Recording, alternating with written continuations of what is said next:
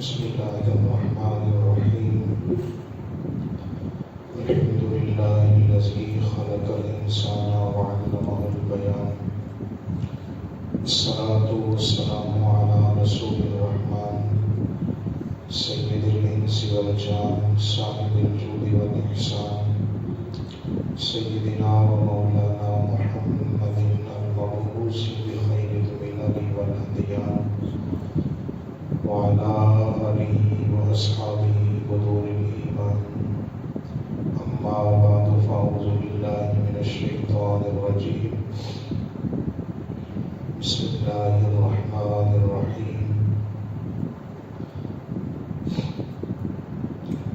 لو أنزلنا هذا القرآن على جبل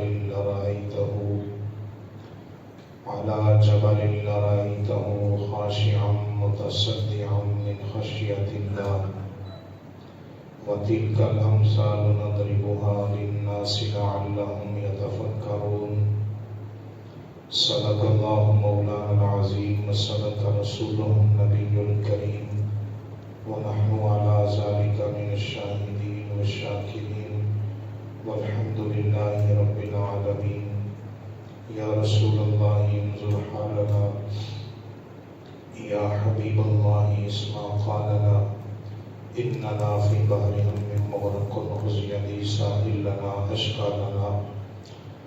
مولاي صل وسلم دائما ابدا على حبیبک خیر الخلق كلهم منزہ عن شریک فی محاسنه فجوہر الحسن فیہ غیر منقسم. فوق النبيين في خلق وفي خلق ولم يدانوه في علم ولا كرم. محمد سيد الكونين والثقلين والفريقين من عرب ومن عجم. ثم الرضا عن أبي بكر وعن عمر وعن علي وعن عثمان ذي الكرم. يا رب بالمصطفى بلغ مقاصدنا واغفر لنا ما مضى يا واسع الكرم. اللهم رب صل وسلم دائما ابدا على حبيبك خير الخلق كلهم. رب اشرح لي صدري ويسر لي امري واحلل عقدة من لساني يفقهوا قولي.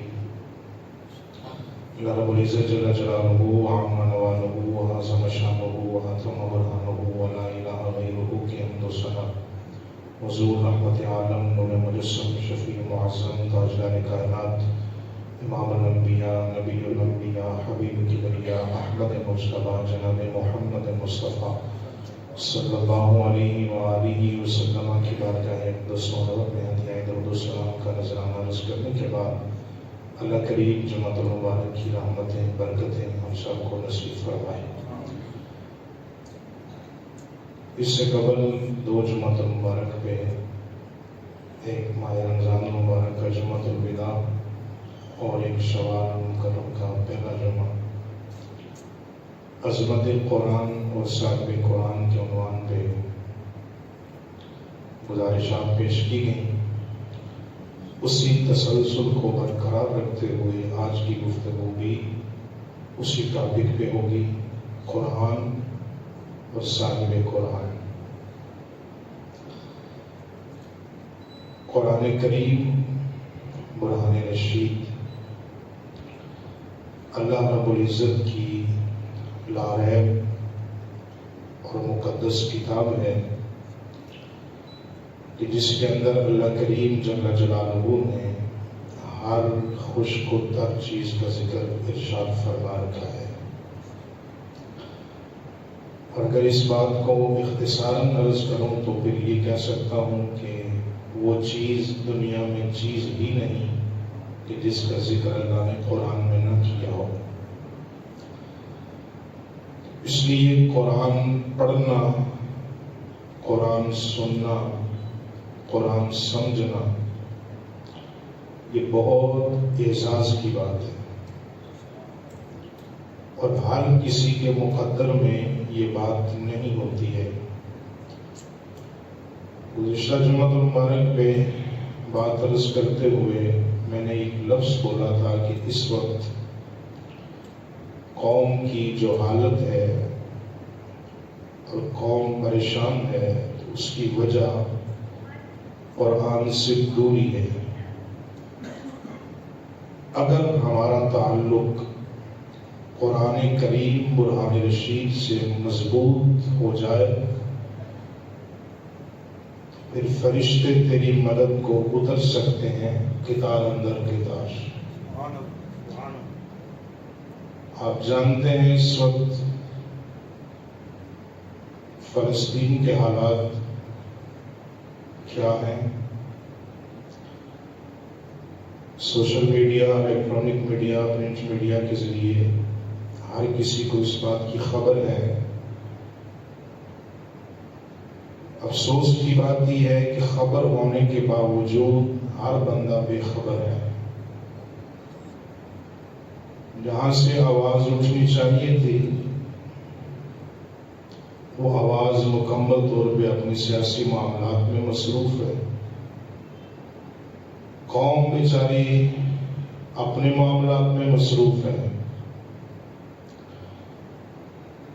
آقا کونین صلی اللہ علیہ وآلہ وسلم نے ارشاد فرمایا کہ ایک انسان کا قتل پوری انسانیت کا قتل ہے۔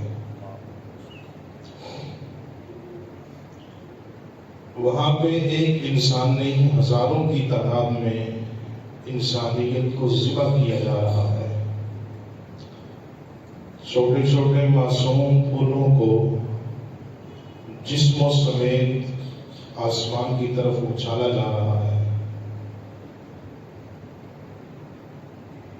اسلامی ممالک کے حکمران دو چار چھوڑ کے باقی تمام کے تمام تماشائیوں کی طرح وہ تماشا دیکھ رہے ہیں۔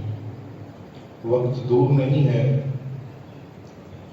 جواب دینا پڑے گا۔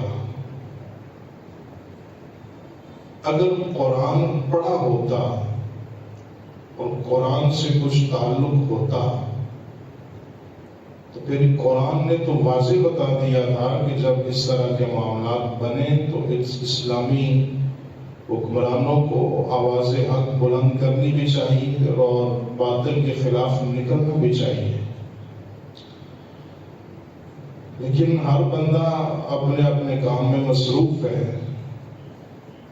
ہزاروں کی تعداد میں اس وقت تک گزشتہ ایک سال ڈیڑھ سال کے اندر فلسطینیوں کا خون بہا۔ آج بھی جمعۃ المبارک کے بعد، نماز جمعہ کے بعد مختلف مقامات پہ احتجاجی ریلیوں کا انعقاد ہے۔ لیکن چونکہ میں ان ریلیوں کو جانتا ہوں اور ان نکالنے والوں کو بھی جانتا ہوں کہ 1 گھنٹہ یا 1.5 گھنٹہ سڑکوں پہ نکل کے اپنی خبریں اخباروں میں لگوا کے اپنی جماعت کا نام روشن کر کے پھر وہ اپنے گھروں میں چلے جائیں گے۔ جب تک اوپر سے آواز بلند نہیں ہوگی تب تک یہ معاملات حل ہونے والے نہیں ہیں۔ اور اوپر والوں نے قرآن دیکھا ہی نہیں، قرآن پڑھا نہیں، قرآن سمجھا نہیں۔ اگر قرآن سے تعلق مضبوط ہوتا تو میں ذمہ داری سے یہ بات عرض کر رہا ہوں کہ حالات اس طرح نہ ہوتے۔ قرآن نے تو بتایا ہے وَلَقَدْ نَصَرَكُمُ اللَّهُ بِبَدْرٍ وَأَنْتُمْ أَذِلَّةٌ۔ قرآن کہتا ہے وہ بدر کا میدان یاد کرو، تعداد تھی تمہاری 313، تمہارے پلے کخ بھی نہیں تھا، دشمن تمہارا تم سے کافی مضبوط تھا، ہر طرح کا ساز و سامان جنگی اس کے پاس موجود تھا، تم چند گھوڑے اور چند تلواریں لے کے بچے بوڑھے بیمار سارے کل ملا کے 313 بنے تھے۔ وہ ساری کہانی بدر کی آپ جانتے ہیں، لیکن میدان بدر میں آقا کونین صلی اللہ علیہ وآلہ وسلم نے ایک جملہ ارشاد فرمایا تھا آسمان کی طرف چہرہ مبارک کر کے، اور وہ جملہ یہ تھا کہ پروردگار عالم یہ مٹھی بھر مسلمان میں لے کے تیری بارگاہ میں آیا ہوں، اگر آج یہ ختم ہو گئے تو پھر قیامت تک تجھے اللہ کہنے والا کوئی نہیں بچے گا۔ انہیں بچا تاکہ تیری توحید کا علم بلند رہے۔ جب آقا کونین صلی اللہ علیہ وآلہ وسلم نے یہ جملے کریم رب کی بارگاہ میں عرضی پیش کی تو قرآن کہتا ہے ادھر مصطفیٰ کی دعا کا اثر یہ ہوا کہ بخمسۃ آلاف من الملائکۃ مصومین، 313 کی مدد کرنے کے لیے اللہ نے میدان بدر میں 5000 فرشتے نازل فرمائے، اور انہوں نے مسلمانوں کی مدد ایسے کی، پوری تاریخ اسلام پڑھ کے دیکھ لیں، وہ جو 1000 نکلے تھے اسلام کا مقابلہ کرنے کے لیے، چند ایک کو چھوڑ کے باقی کسی کا نام کوئی نہیں جانتا، لیکن جو 313 محمدی علم لے کر نکلے تھے، پروردگار نے ان کا نام آج تک زندہ رکھا ہے، اور قیامت تک ان کا نام بھی زندہ رہے گا، ان کا نشان بھی پروردگار زندہ رکھ کے کائنات کو دکھانے والا ہے۔ اس میں ہوا کیا تھا؟ انہوں نے 2 کام کیے تھے، ایک ان کا تعلق قرآن کے ساتھ تھا، دوسرا ان کا تعلق صاحب قرآن نبی کے ساتھ مضبوط تھا، اور جب یہ 2 تعلق مضبوط ہو جائیں تو دنیا کی کوئی طاقت نہیں گرا سکتی۔ آج جو حالات ہیں، چاہے وہ پاکستان کے ہوں، فلسطین کے ہوں، وہ بیچارے تو اپنی جانیں ہاتھوں پہ رکھ کے بیٹھے ہیں، اور صبح و شام ان پہ ظلم ہو رہے ہیں۔ دیکھنے والوں نے نہ قرآن کو پڑھا ہے اور نہ ہی ان کا تعلق صاحب قرآن نبی سے مضبوط ہے۔ یہی وجہ ہے کہ نہ آواز اٹھائی جا رہی ہے ان کے حق میں، اور نہ ہی اس طرح کا کوئی انتظام کیا جا رہا ہے کہ ان تک ہم پہنچ ہی سکیں، کوئی امدادی کارروائیاں ہو سکیں۔ تو بہرحال آئیے، میں نے قرآن کریم برہان رشید کی سورہ الحشر سے بڑی مشہور و معروف آیت مبارکہ پڑھی ہے، چونکہ عنوان ہے قرآن اور عظمت قرآن اور صاحب قرآن، تیسرا اس کے اوپر خطبہ ہے۔ حضور آقا دو جہان صلی اللہ علیہ وآلہ وسلم نے ارشاد فرمایا کہ قیامت کے دن اللہ کی بارگاہ میں جب لوگ پیش کیے جائیں گے تو کچھ ایسے لوگ بھی آئیں گے کہ جن کے چہرے چودھویں کے چاند کی طرح چمکتے ہوں گے۔ انہیں جب دیکھا جائے گا تو لوگ پوچھیں کہ پروردگار یہ نبی ہیں؟ اللہ فرمائیں گے یہ نبی نہیں ہے۔ پروردگار یہ کسی نبی کے ماننے والے صحابی ہیں؟ حکم ہوگا یہ نہیں ہے۔ تو پروردگار یہ کون؟ اللہ کریم جل جلالہ ارشاد فرمائے گا کہ ان کے اندر خوبی اور ان کا مقام یہ ہے، یہ عام مسلمان ہیں، کلمہ پڑھنے والے ہیں، مصطفیٰ کریم کے غلام ہیں، نہ یہ نبی ہیں، نہ یہ صحابی ہیں، نہ یہ ولی ہیں۔ بس انہوں نے زندگی میں مصطفیٰ کریم صلی اللہ علیہ وآلہ وسلم کا کلمہ پڑھا اور قرآن پڑھا بھی ہے اور سنا بھی ہے۔ پروردگار ان کے چہرے اتنے روشن کیوں ہیں؟ فرمائے یہ وہ ہیں کہ جنہوں نے ایک مجلس میں قرآن کی ایک آیت کو محبت سے سنا ہے اور پھر محبت سے سمجھا ہے، پھر اس پہ عمل کیا ہے۔ قرآن کی ایک آیت محبت سے سنے، سمجھے، پھر عمل کیا۔ فرمایا ان تینوں عمل کرنے کی وجہ سے جب قیامت کے میدان میں آئے ہیں تو اللہ نے ان کے چہروں کو روشن کیا ہے۔ جس مسلمان نے قرآن کی ایک آیت پڑھی، سمجھی، سنی، اس پہ عمل کیا، اور کسی عام بندے سے سنی، کسی عام قاری سے سنی، کسی عام عالم سے سنی اور سمجھی بھی ہے، اس پہ عمل بھی کیا ہے، اس کا چہرہ قیامت کے دن اللہ روشن کرے گا۔ 14ویں رات کے چاند کی طرح چمکتا ہوگا وہ چہرہ۔ جس بندے نے کسی عام عالم دین سے قرآن کی آیت کو سنا اور سمجھا، ارے جس نے ایک آیت کو سمجھا، اس کا چہرہ قیامت کے دن 14ویں کے چاند کی طرح چمکے گا۔ میں ہزاروں سلام پیش کروں ان صحابہ جنہوں نے ایک آیت کسی عام عالم سے نہیں سمجھی، کسی عام قاری سے نہیں سمجھی، انہوں نے اللہ کا قرآن پڑھا ہے تو صاحب قرآن نبی کے قدموں میں بیٹھ کے اللہ نے پڑھنے کا موقع عطا فرمایا ہے۔ نعرہ تکبیر، اونچا بولو، نعرہ رسالت، نعرہ حیدری، شان عظمت مصطفیٰ، شان عظمت مصطفیٰ، نعرہ تحقیق۔ تو فرمایا وہ یہ لوگ وہ ہیں کہ جنہوں نے زندگی میں قرآن کی ایک آیت سمجھی ہے۔ اس لیے قرآن کسی عام کتاب کا نام نہیں، نہ اس قرآن کو عام کتابوں کی طرح دیکھا جا سکتا ہے، نہ اس قرآن کو عام کتابوں کی طرح پڑھا جا سکتا ہے، نہ اس قرآن کو عام کتابوں کی طرح چھوا جا سکتا ہے، نہ اس قرآن کو عام کتابوں کی طرح اٹھایا جا سکتا ہے۔ دنیاوی کتاب ہو تو بچہ بیگ اپنے گلے میں ڈال کے اسے کمر کے پیچھے رکھتا ہے اور پھر وہ اسکول کی طرف جاتا ہے۔ اگر یہ قرآن کریم ہو تو ہم بچے کو بتاتے ہیں بیٹا یہ قرآن ایسے نہیں کرنا، اسے ایسے نہیں کرنا۔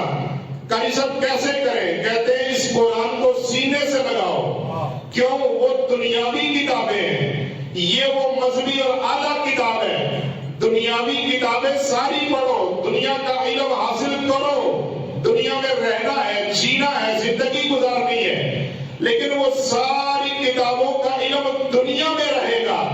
جس نے قبر میں جا کے تجھے بچانا ہے وہ یا اللہ کی کتاب قرآن کریم ہے یا پھر صاحب قرآن نبی کریم آقا علیہ السلام کی ذات پاک ہے۔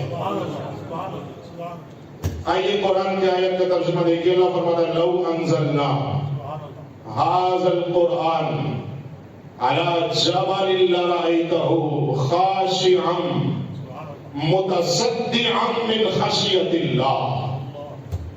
اللہ فرماتا ہے کہ ہم اگر اس قرآن کو پہاڑوں پہ نازل کرتے تو خشیت الہی سے، قرآن کے جلال سے وہ پہاڑ ریزہ ریزہ ہو جاتے۔ قرآن کس پہ نازل کرتے؟ پہاڑوں پہ۔ خشیت الہی سے، قرآن کے جلال سے وہ پہاڑ ریزہ ریزہ ہو جاتے۔ اتنا بڑا پہاڑ، اور ایک تو نہیں، پروردگار اگر چاہتا تو دنیا میں جتنے بھی پہاڑ ہیں سب پہ قرآن کی ایک ایک آیت نازل فرما دیتا، لیکن اللہ فرماتا ہے قرآن کا جلال اتنا ہے کہ پہاڑ اس قرآن کی جلالیت کو برداشت نہ کر سکتے۔ اور اسی آیت کا ترجمہ تفصیلاً قرآن کی ایک دوسری آیت سے دیکھیے، اللہ فرماتا ہے اِنَّا عَرَضْنَا الْأَمَانَةَ عَلَى السَّمَاوَاتِ وَالْأَرْضِ وَالْجِبَالِ۔ اللہ فرماتا ہے ہم نے اپنی امانت یعنی قرآن کریم، اور اس آیت کی دو تفسیریں۔ جب امانت کا لفظ بولا جائے گا تو اس سے پہلی مراد ہے قرآن کریم، اور دوسری سے مراد ہوگی عشق الہی کی دولت، وہ بھی کسی کسی کو نصیب ہوتی ہے۔ اللہ فرماتا ہے ہم نے اپنی یہ امانت یعنی قرآن کریم زمین و آسمان کے سامنے رکھا، اور ہم نے فرمایا کہ تم اس امانت کو اٹھاؤ گے۔ زمین نے انکار کر دیا، پروردگار میں نہیں اٹھا سکتی۔ آسمان کے سامنے رکھا، اس نے کہا پروردگار نہیں اٹھا سکتا۔ اِنَّا عَرَضْنَا الْأَمَانَةَ عَلَى السَّمَاوَاتِ وَالْأَرْضِ وَالْجِبَالِ۔ اللہ فرماتا ہے ہم نے پھر اس قرآن کو، اپنی امانت کو پہاڑوں کے سامنے رکھا۔ پہاڑوں یہ اٹھاؤ گے؟ انہوں نے کہا ہم نہیں اٹھائیں گے۔ جب زمین و آسمان نے جواب دیا، پہاڑوں نے جواب دیا، پروردگار یہ قرآن کی جلالیت ہم اٹھا نہیں سکتے، ہم برداشت نہیں کر سکتے۔ اللہ فرماتا فَأَبَيْنَ أَن يَحْمِلْنَهَا وَأَشْفَقْنَ مِنْهَا وَحَمَلَهَا الْإِنسَانُ إِنَّهُ كَانَ ظَلُومًا جَهُولًا۔ اور اگر اس سے بھی آسان کر کے کہوں تو اللہ فرماتا ہے عَلَىٰ قَلْبِكَ لِتَكُونَ مِنَ الْمُنزِلِينَ۔ ہم نے قرآن کی امانت کبھی زمین کے سامنے پیش کی، زمین نے انکار کیا، آسمان کے سامنے رکھی، اس نے انکار کیا، پہاڑوں کے سامنے رکھی اس نے انکار کیا. جب ساری دنیا نے قرآن کی جلالیت اٹھانے سے انکار کر دیا، ہم نے قرآن کی امانت کو اٹھایا، قلب مصطفیٰ کے سامنے رکھا اور ہم نے کہا پیارے حبیب کا دل مبارک بتائیے قرآن اٹھائیں گے. جس نے خوشی سے جھوم کے کہا پروردگار اس قرآن کی جگہ نہ زمین ہے، نہ آسمان ہے، نہ پہاڑ ہے، ارے اس قرآن کی جگہ سب دنیا میں نہیں بچی. اگر اس قرآن کو کوئی اٹھا سکتا ہے تو پھر مصطفیٰ کا وہ قلب منور ہے جس پہ اللہ نے پورا قرآن نازل فرمایا ہے. اب جب اس قلب مصطفیٰ کی برکت قرآن کو ملی ہے، پھر جیسے مصطفیٰ کا دل نور علی نور تھا، قلب مصطفیٰ کی برکت سے اللہ نے قرآن کو بھی نور علی نور فرما دیا. ارے تکبیر، ارے رسالت، ارے حیدری، شان عظمت مصطفیٰ، شان عظمت مصطفیٰ، شان عظمت مصطفیٰ. تو فرمائے جیسے حبیب کا دل نور علی نور تھا، ہم نے اس قرآن کو بھی قلب مصطفیٰ کی برکت سے، میں جملہ دوبارہ بول رہا ہوں، ریکارڈنگ ہو رہی ہے، لفظ کا ذمہ دار ہوں، قرآن کو نور علی نور فرمایا کس لیے؟ قلب مصطفیٰ کی برکت سے. کیوں؟ اللہ فرماتا ہے ہم نے تو قرآن زمین کے سامنے بھی رکھا تھا، ہم نے تو آسمان کے سامنے بھی رکھا تھا، ہم نے پہاڑوں کے سامنے بھی رکھا تھا، لیکن سب نے اٹھانے سے انکار کر دیا. جس نے خوشی سے جھوم کے کہا پروردگار یہ قرآن کی امانت و دولت میرے دل پہ رکھ، وہ زہرا کے بابا کی ذات ہے، حسنین کے نانا کی ذات بابا. اب دیکھیے قرآن اور صاحب قرآن نبی کا تعلق آپس میں کتنا مضبوط ہے. یہاں پر رک کے ایک جملہ بولنا چاہتا ہوں تاکہ آپ کو میرے لفظ بھی سمجھ آئے. قرآن کی پہلی وحی جب حضور نے اعلان نبوت فرمایا، جب اقرا بسم ربک الذی خلق کی پہلی آیات 5 آیات نازل ہوئی، اس وقت میرے رب کریم آقا علیہ السلام غار حرا میں تھے. حضور غار حرا سے واپس آئے اور میں نے اپنی آنکھوں سے یہ دیکھا ہے کہ غار حرا کے اندر لفظ لکھا ہے جبل نور. قرآن دیکھیے جبل نور، نور والا پہاڑ، نور والا پہاڑ. بڑا بہت بڑا مسئلہ حل ہوگا اگر آپ کی توجہ ہوگی تو. آج کہتے ہیں نور ہے کہ بشر ہے. تاجدار گولڑا نے کہا تھا حاضر و ناظر نور و بشر غیب کو چھوڑ، تو شکر کر وہ تیرے عیبوں کو چھپائے ہوئے. حاضر و ناظر نور و بشر غیب کو چھوڑ، شکر کر وہ تیرے عیبوں کو چھپائے. چراغ گولڑا حضرت نصیر ملت، حاضر و ناظر نور و بشر غیب کو چھوڑ، تو ان مسئلوں میں پڑی نہ، تو اللہ کا اس بات پہ شکر ادا کیا کر کہ نسبت مصطفیٰ نے تیرے عیبوں کو چھپا رکھا ہے. جبل نور، نور کا پہاڑ. میں نے کہا اس پہاڑ کو نور کا پہاڑ کیوں کہتے ہو؟ پہاڑ تو پتھر و مٹی کے ہوتے ہیں، کیا مکے کے سارے پہاڑ ہی جبل نور ہیں؟ کہتے ہیں نہیں، یہ پہاڑ جبل نور ہے. ارے کیوں جبل نور ہے؟ کہتے ہیں جب قرآن کی پہلی آیات نازل ہوئی تھی اس وقت مصطفیٰ کریم اس پہاڑ پہ تشریف فرما تھے. جس پہاڑ پہ نبی موجود ہوں اس پہاڑ پہ جبریل قرآن کی آیتیں لے کے آئے. ان 5 آیتوں کی نسبت کی وجہ سے تم نے پورے پہاڑ کو نور کا پہاڑ کہا. 5 آیتوں کی نسبت کی وجہ سے پورے پہاڑ کو تم نے نور کا پہاڑ کہا. ارے جس پہاڑ کے اوپر جبریل قرآن کی 5 آیتیں لے کے آئے وہ پہاڑ ان قرآنی آیات کی برکت سے نور کہلاتا ہے. تو جس سینہ اقدس پہ اللہ نے قرآن کے 30 پارے نازل کیے ہیں، اب کسی مولوی سے مسئلہ نہ پوچھ وہ نور ہے کہ بشر ہے. اگر قرآن کی 5 آیتوں کی برکت سے مٹی کا پہاڑ نور ہے تو پھر ماننا پڑے گا پھر قرآن کے اس نور کی برکت سے مصطفیٰ کا پورا وجود اللہ نے نور بنا کے بھیجا. تکبیر، رسالت،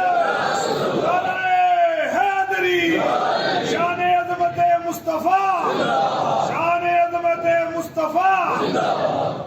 یہ میں نے بات کی ہے اس نظریے کی کہ اگر قرآن کی آیتوں کی وجہ سے نور بنتا ہے تو پھر اگر 5 آیتوں کی برکت سے پہاڑ نور ہے تو پھر کم از کم و بیش 6666 آیات کی برکت سے مصطفیٰ کریم کا پورا وجود بھی اللہ نے نور نور فرمایا.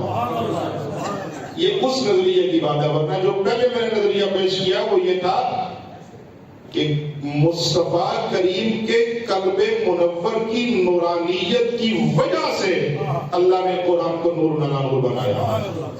یہ میرا اپنا ذاتی پہلا نظریہ ہے. اب دیکھیے قرآن اور صاحب قرآن کا تعلق کیا ہے. سورہ البقرہ پہلے حروف الف لام میم. اللہ کریم نے سید الملائکہ حضرت جبریل امین سے فرمایا یہ مصطفیٰ کریم کے قلب منور پہ نازل کر کے آؤ, یہ پیش کر کے آؤ. اب یہ ہیں حروف مقطعات. یاد رکھیے قرآن میں 2 طرح کے حروف ہیں. ایک حروف مقطعات جنہیں الگ الگ کر کے پڑھا جاتا ہے. الف لام میم, حامیم, حامیم عین سین قاف, یہ مختلف صورتوں کے شروع میں آتے ہیں. اور کچھ حروف وہ ہیں جو ملا کے پڑھے جاتے ہیں. یا ایھا الذین آمنوا, ان الذین آمنوا والذین آمنوا, سے جتنے بھی الفاظ ہیں ملا کے پڑھے جاتے ہیں. اب حروف مقطعات کے متعلق عقیدہ یہ ہے متفقہ سب کا کہ یہ وہ حروف ہیں. اور آپ دیکھیں نا ترجمے والا قرآن پاک, اس کے نیچے بھی لکھا ہوگا حروف مقطعات. اوپر لفظ حروف لکھے ہیں الف لام میم, نیچے لکھا ہوگا حروف مقطعات. ترجمہ کسی نے نہیں لکھا. تفاسیر میں جائیں تو پھر پتہ چلتا ہے یہ حروف مقطعات ان کا معنی یا خدا جانتا ہے یا مصطفیٰ جانتا ہے. اور شاعر نے جو اس کا ترجمہ کیا ہے وہ یہ کیا ہے کہ الف لام یہ جتنے بھی حروف مقطعات ہیں یہ حروف مقطعات وہ ہیں کہ جو اللہ اور اس کے محبوب کے درمیان راز و نیاز کی باتیں ہیں وہ اللہ نے ان حروف مقطعات میں بیان فرما رکھی. 2 باتیں ہو گئی. اب اس سے اگلا جملہ سنیے گا. جب یہ حروف آقا کریم علیہ السلام کے پاس حضرت جبریل امین لے کے آئے تو حضرت جبریل امین عرض کرتے ہیں الف. حضور نے فرمایا میں جان گیا. لام, حضور فرماتے ہیں میں جان گیا. میم, حضور فرماتے ہیں میں جان گیا. اب لانے والے ہیں جبریل امین. یہ بھی ایک بہت بڑا مسئلہ ہے. میری قوم کے جوانوں کو پریشان کیا گیا یہ کہہ کہ جبریل مصطفیٰ کے استاد ہیں. جبریل اگر استاد ہوتے تو معراج کی رات مصطفیٰ کے پاؤں کی تلیوں کو بوسے نہ دیتے.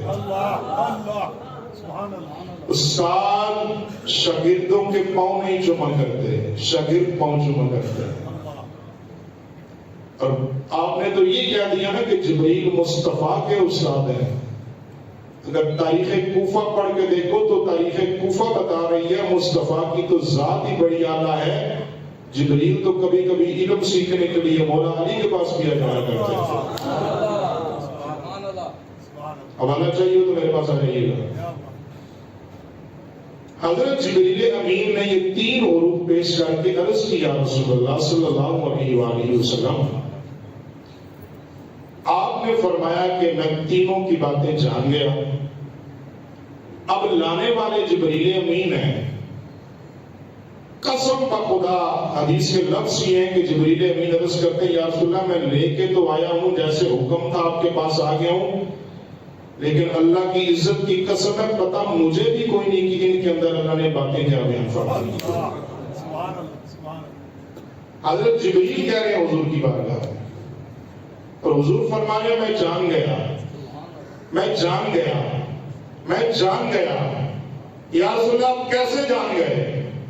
فرمایا جبریل اللہ نے تجھے اب حکم دیا ہے کہ یہ حروف لے کے مصطفیٰ کریم کے پاس جاؤ، اور میرے بارے میں اللہ نے فرمایا الرحمن علم القرآن خلق الانسان۔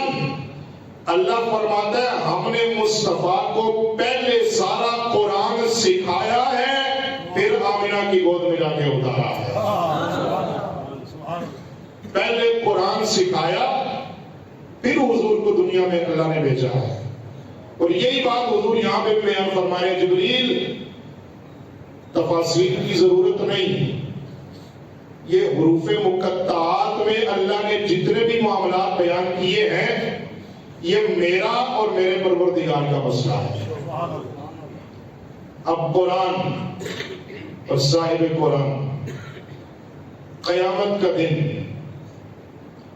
اللہ کریم جب ساری مخلوقات کو جمع فرمائے گا، مخلوق کے انسانیت میں سے پروردگار عالم کچھ لوگوں کو الگ ہونے کا حکم دے گا۔ آخری بات سنیے گا، ایمان تازہ ہوگا۔ اللہ فرمائے گا میدان قیامت میں آنے والوں اتنے بندے فلاں کیٹیگری کے الگ ہو جاؤ۔ اب بندے الگ ہو جائیں گے۔ پروردگار اب کیا حکم ہے؟ فرمایا میرے نبی داؤد علیہ السلام کو بلایا جائے، حضرت داؤد علیہ السلام کو پیش کیا جائے گا رب کی بارگاہ میں۔ اللہ فرمائے گا پیارے داؤد یہ بندے بڑے خوش قسمت ہیں، انہیں اپنی آواز میں اپنی کتاب زبور کی تلاوت کر کے سناؤ۔ اب حضرت داؤد علیہ السلام کی آواز کتنی خوبصورت ہے۔ حضور علیہ السلام نے ارشاد فرمایا کہ اللہ نے ہر نبی کو دو چیزیں ہر نبی کو اللہ نے عطا فرمائی ہیں۔ حضور وہ کون سی؟ فرمایا اللہ نے ہر نبی کو پہلے تو آواز بڑی خوبصورت عطا فرمائی ہے، پھر چہرہ بڑا خوبصورت عطا فرمایا ہے۔ اب اس کا مطلب ہے کہ قادیان سے دجال اٹھے تو اس کے اندر تو یہ دونوں خوبیاں نہیں تھی، نہ آواز خوبصورت تھی نہ شکل سونی تھی۔ اللہ نے فرمایا، حضور نے فرمایا کہ اللہ نے ہر نبی کو دو خوبیاں لازماً عطا فرما رکھی ہیں، چہرہ سونا، آواز خوبصورت۔ اور جس نبی کی بات میں کر رہا ہوں، حضرت داؤد علیہ السلام جب زبور کی تلاوت کرتے تھے فضا میں اڑتے ہوئے پرندے رک کے جناب داؤد نبی کی تلاوت کو سنا کرتے تھے۔ اللہ نے فرمایا داؤد نبی کو بلاؤ، ان سے کہو کہ وہ زبور تلاوت کریں۔ اب حضرت داؤد علیہ السلام اپنی کتاب زبور پڑھیں گے، لوگ حضرت داؤد علیہ السلام کی آواز سن کے مست ہوں گے۔ اللہ فرمائے گا اے قیامت کے میدان میں آنے والوں، کوئی لطف آیا میرے نبی کی آواز سن کے؟ پروردگار بڑا مزہ آیا۔ اللہ فرمائے گا اگر چاہو تو اس سے بھی خوبصورت آواز سناؤ۔ بولیے بولیے، اگر چاہو تو اس سے بھی خوبصورت آواز سناؤ۔ پروردگار یہ داؤد نبی کی آواز جسے پرندے بھی رک کے سنتے تھے، اب اس سے بھی خوبصورت آواز کوئی ہو سکتی ہے؟ اللہ فرمائے گا جبریل یہ پردہ ہٹاؤ، مصطفیٰ کو بلاؤ۔ پردہ ہٹاؤ، مصطفیٰ کو بلاؤ۔ ہر نظر کام اٹھے گی محشر کے دن، ہر کلیجہ خوف سے دہل جائے گا، اوڑھ کر کالی کملی وہ آ جائیں گے، میدان محشر کا نقشہ بدل جائے گا۔ اللہ فرمائے گا بلاؤ میرے محبوب کو۔ اب حضور تشریف لائیں گے، اللہ فرمائے گا پیارے حبیب ان ہوا الا وحی یوحی والی زبان اقدس سے اپنا قرآن تو پڑھیں۔ اب مصطفیٰ کریم قرآن کی وہ دعا کی صورت تلاوت فرمائیں گے، میدان محشر کے اوپر ایک عجیب سی کیفیت ہوگی، لوگ مصطفیٰ کریم کی آواز سن کے مست ہو جائیں گے۔ جب تلاوت مکمل ہوگی اللہ فرمائے گا اے قیامت کے دن آنے والوں، لطف آیا؟ پروردگار عالم حضرت داؤد کی آواز میں بڑا لطف تھا، لیکن یہ آواز تو حضرت داؤد کی آواز سے بھی زیادہ خوبصورت ہے. اب توجہ سے جملہ سننا. اللہ فرمائے گا قیامت کے دن آنے والوں اگر تم چاہو تو میں تمہیں اس سے بھی خوبصورت آواز نہ سناؤں. پروردگار حضرت داؤد نے پڑھا, تیرے محبوب نے پڑھا, اب اس سے خوبصورت آواز تو ہو نہیں سکتی. اللہ فرمائے گا تم جمع رہنا, اب تمہارا پروردگار اپنی شان کے لائق قرآن کی سورہ یاسین پڑھے گا میدان محشر کو. اللہ اپنی آواز میں قرآن کی تلاوت سنائے گا, اپنی آواز میں, جیسے اس کی شان کے لائق ہے. اب صحابہ عرض کرتے ہیں یا رسول اللہ صلی اللہ علیہ وآلہ وسلم, یہ موقع قیامت کے دن ہر کسی کو نصیب ہوگا. آخری جملہ, سوشل میڈیا کے اس دور میں بہت مشکل کام ہوگا, لیکن اگر کوئی بچ گیا تو اسے قیامت کے دن یہ تینوں آوازیں سننے کو ملے گی. حضرت داؤد نبی کی آواز, پیارے مصطفیٰ کریم کی آواز, پروردگار عالم کی آواز میں تلاوت قرآن سورہ یاسین کی تلاوت. یا رسول اللہ یہ ہر کسی کو سنایا جائے گا. اللہ کے محبوب علیہ السلام نے فرمایا ہر کسی کو نہیں سنایا جائے گا. جس نے دنیا میں اپنے کانوں کو لغو باتوں سے بچا کے رکھا, کانوں سے محفوظ رکھا, غیبت و چغلی سے بچا کے رکھا, ان کانوں میں جب بھی آواز آنے دی یا اللہ کے نام کی یا مصطفیٰ کے نام کی, فرمایا جس کے کان برکت ہوں گے, محفوظ سماعتیں لے کے قیامت کے دن آئے گا, ان کانوں کو اللہ داؤد نبی کی آواز بھی سنائے گا, مصطفیٰ کریم کی آواز بھی سنائے گا, اور اپنی پاک آواز میں اللہ قرآن کی سورہ یاسین تلاوت کر کے سنائے گا.